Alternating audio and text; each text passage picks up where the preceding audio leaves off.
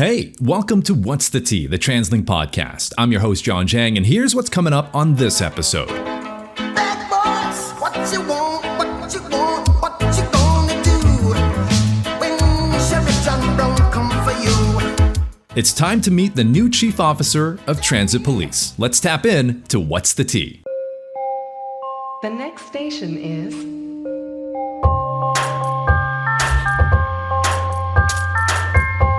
Welcome to What's the Tea, the TransLink Podcast.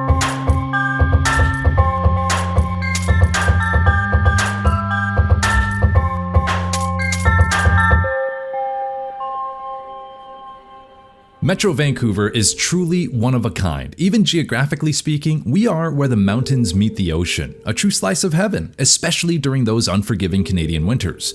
But aside from just the natural landscapes, Metro Vancouver is truly unique from every other city in Canada because we have our own police force solely dedicated to transit. Now, you won't find that in Toronto, Montreal, Calgary, Edmonton, or anywhere else. The Metro Vancouver Transit Police was formed in December of 2005 and has grown into a police force of over 180 officers and 80 civilian staff members. So what makes Transit Police different from any other police agency in Canada? To help answer that, let's meet the newest Chief Officer for Transit Police. That is Chief Suzanne Muir. Chief Muir, before we really get into the nitty-gritty details of what it's like to be the Chief of Metro Vancouver Police Agency, I'd like to get to know you as a person a little bit. And one of the most fascinating facts about you, Chief Muir, is that you are an inductee into the Canada Soccer Hall of Fame. I mean, that is pretty remarkable because I rarely get to meet people where I can say, you're a Hall of Famer. So first of all, just take us through what that meant for you when you kind of got that phone call one day saying, hey, you're going to go into the Hall of Fame. What was that like? Yeah, I mean, it was definitely a very memorable moment, unexpected one, and one that was quite meaningful. And I think the meaningfulness came in the manner it occurred as well. Soccer Canada was very thoughtful in the way that it occurred, and it was a former teammate who had actually been I was her first roommate when she joined the team. Oh, wow. And Karina LeBlanc. And she was just able to really share kind of the impacts that us playing together, being on the team that had on her as an individual and in her career. And it was just such a meaningful way to find out. Absolutely. I mean, it's about building those connections. And one of the benefits of playing sports is that you build those connections with teammates, coaches, parents that help support you when you're starting out. So I really do appreciate that it was a former teammate who can kind of share the good news there with you. Talking about your professional career, you started with the Vancouver Police Department. What drew you to the lifestyle and career of wanting to be a police officer? To me, what I anticipated or thought policing would be is really what it became. And it's that whole component of teamwork, camaraderie. It's an ever-changing career where you're continually learning. So I often draw the parallel with education. It's so many careers within a career, and it was really that dynamic nature that really drew me to it, and team. You then joined Metro Vancouver Transit Police a little bit earlier in 2023, Deputy Chief Officer. What made you feel like the Transit Police was the right next step for you in your journey? Yeah, so I had an incredible opportunity to come to Transit Police on a secondment from Vancouver Police. And what I found out very, very quickly upon being here is it's a really special organization. And by that, I mean in terms of the specialization of work we do, the uniqueness in terms of the multi-jurisdictional approach. But the biggest and hugest component is the people, and a very kind of organization that is smaller in size, very family-oriented, and that really was something that made me appreciate the organization and really made me want to stay and be a part of it. I'm curious because I'm sure there's going to be people listening who just might not know what makes Transit Police unique and different from other, perhaps I would call it more standard police agencies like Vancouver Police, Delta Police, RCMP even. We are, a transit police force. So if you could maybe briefly describe to listeners who just maybe don't have an understanding of what that's like, what makes your role at Transit Police and just Transit Police in general stand out from some of the other agencies? Yeah, so primarily the difference is obviously a very multi-jurisdictional agency through 21 jurisdictions, which makes it very unique.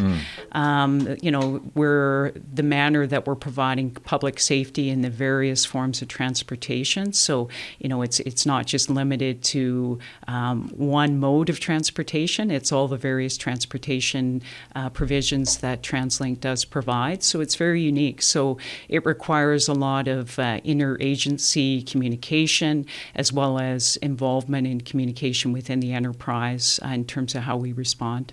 And there might be some people who then listen to that and say, okay, that's great because that's kind of neat. But how come then there isn't a transit police officer in every bus, every SkyTrain, C-Bus, West Coast Express, all the different modes of transportation that you're referring to?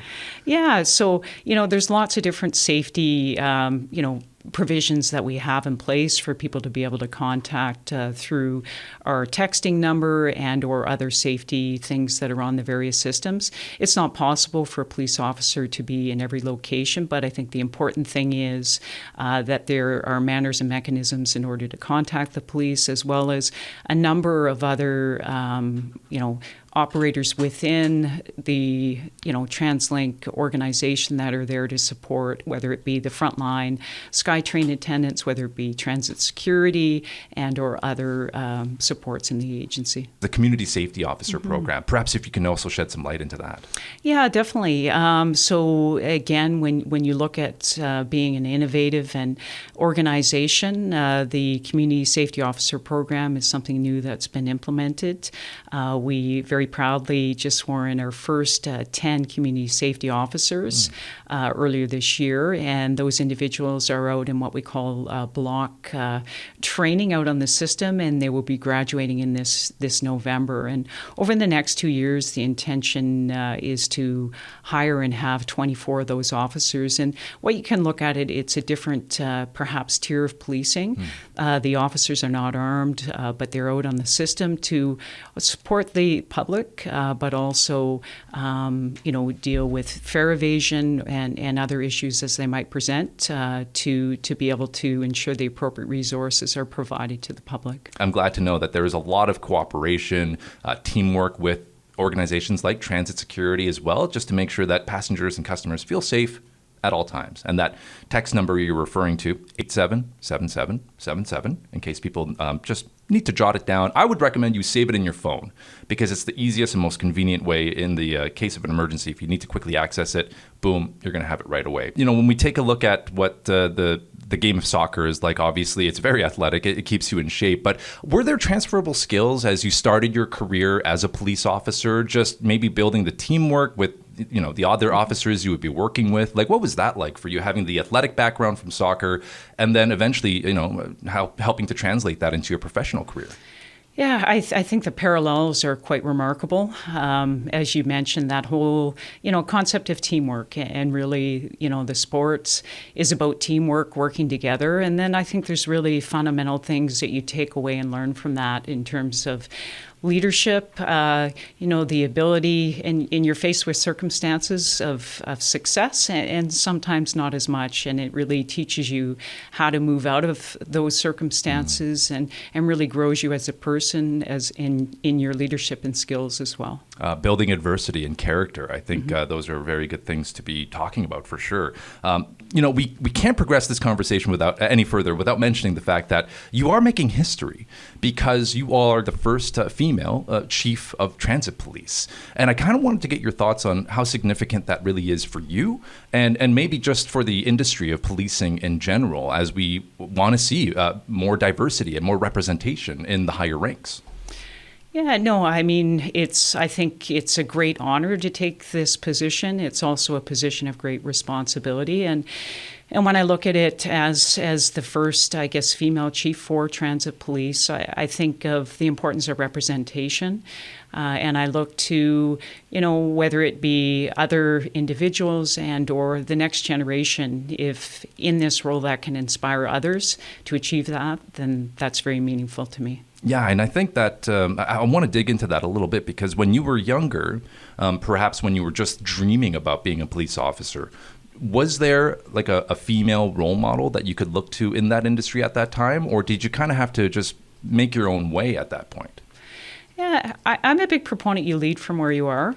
So certainly there were, although perhaps more limited, individuals, self-identified females in leadership positions. But, whether it be through sport or in other areas, it was always so important to have those individuals to look up to and to look onto for the future.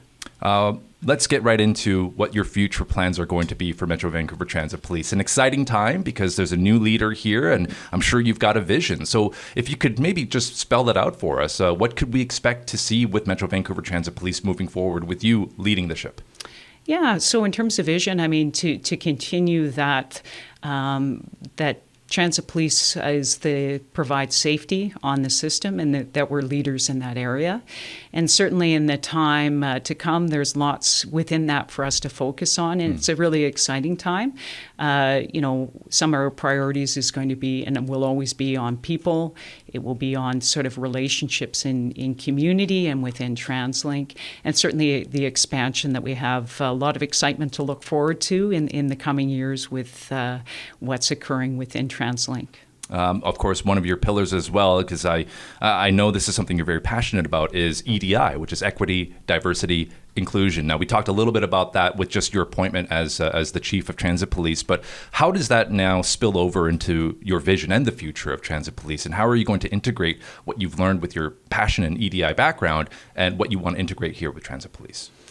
Yeah, so I think with equity, diversity, inclusion, accessibility, and that kind of brings that circle of sort of belonging. And really, for me, that has to be interwoven into your organization in the things that you do, the way you interact within your organization, as well as externally with the communities that we serve. So it's absolutely fundamental that we look towards inclusion in all that we do, and we keep those principles as a primary focus as we move forward.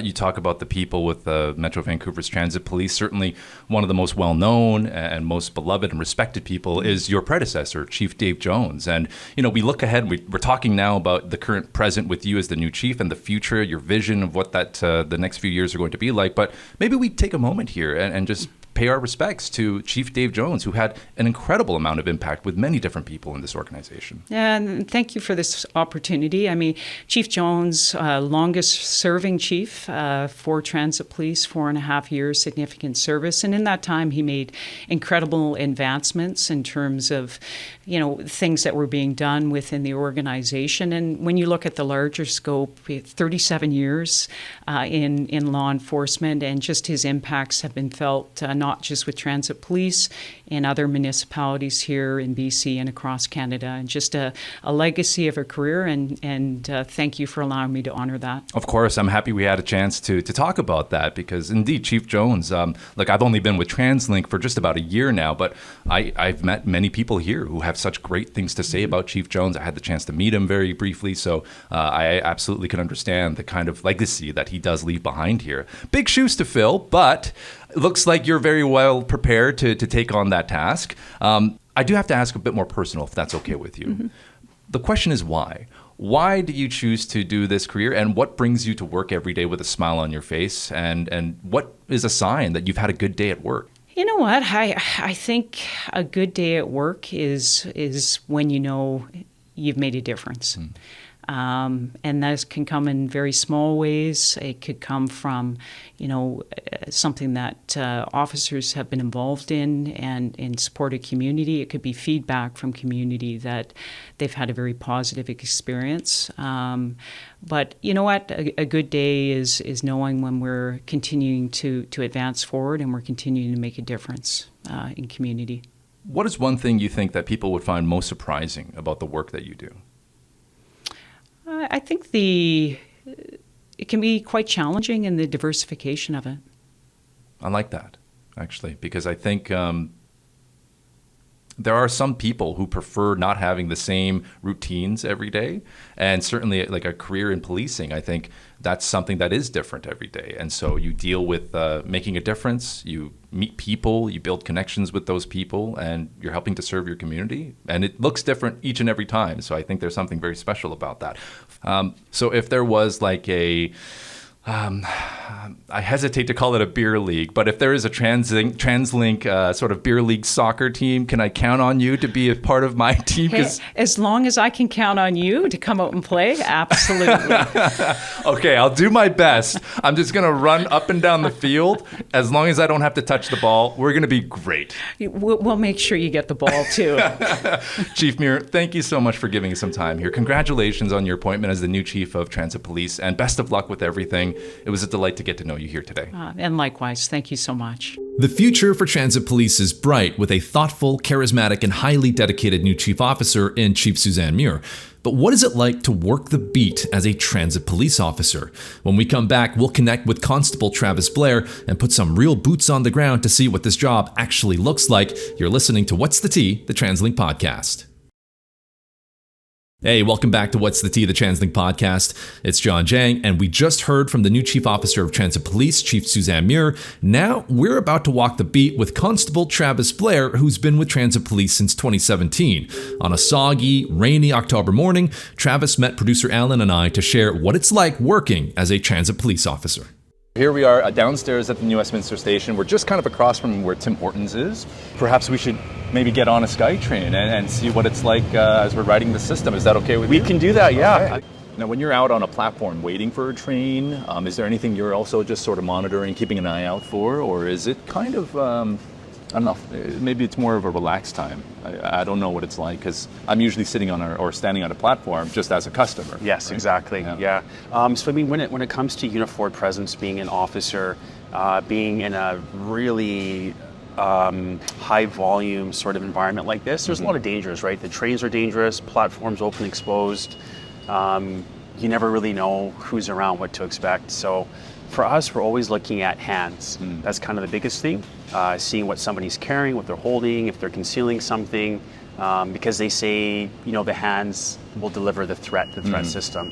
So just watching people, always scanning, head on the swivel, watching, greeting people, smiling, that's a huge thing, is really officer perception, interaction with the public. So I always try to say good morning, or if I make eye contact, I'll at least smile. So people feel safe, they feel welcomed. Right. The more you're out here, the more you're looking, the more you'll find opportunities to help keep the system safe, help keep the ridership safe. So this is our train, we'll get on board. So typically I get onto a train. I just like to have a look, so I like to walk the entire train, just see if there's any property hanging around.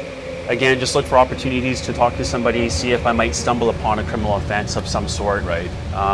Or if there's any safety concerns as well too. We get lots of SMS text reports, and it's great because if people feel unsafe, we're the ones that should essentially assess what that situation is. Right. I'm prepared. I have tools. I have training, de-escalation training. So I should be the one to kind of determine what that risk assessment is. For sure. Yeah. So I always say to people, just see something, say something. It's really truthful. It's a great rule. Yeah, because it does work and it helps. And it helps, yeah. Then you can keep yourself safe. You can create some distance. Either get off that train, catch the next train. Some of these trains are quite long, so walk to the far end. Again, there's the safety systems in place, so we never want passengers to put themselves at risk. It's the last thing that we want. Right. Yeah. Now, for you personally, like you mentioned to me, you've been with Transit Police since 2017. Correct, July 2017. Before that, you were an RMT.